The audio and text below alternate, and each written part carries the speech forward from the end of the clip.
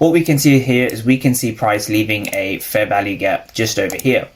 So this is in the discount, right? So we have a discounted fair value gap resting over here, and we can see price hasn't really necessarily broken outside of the dealing range, although it has now.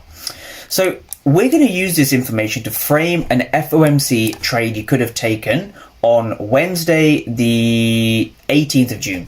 And so when we look at this on the 1 hour time frame, we can spot a couple of things. If we just take a look at what we call the weekly cycle. And so this is the weekly cycle. So if we just go back to Monday, right, what are we looking for Monday pre-market open, right? So what I like to do typically is I like to look at Friday's liquidity. And so Friday's liquidity is important to understand, right? So this is what we call previous day high liquidity, right? A lot of people understand this as the PDH or previous day high. So I'm always keeping an eye on previous day high liquidity. So this is something I want all traders to understand, that price will often give you the best bearish weeks, or price will give you the best bearish setups after we've taken out the previous day high.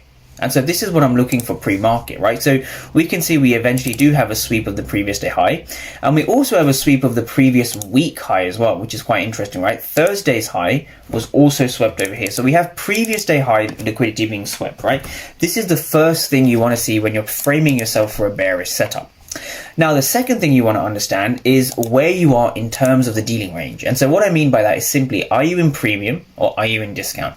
So this is our 50% area. We are above the 50% area. So we are in a premium, right? We're above the 50% area. This here validates the fact that we can be looking for sells, okay?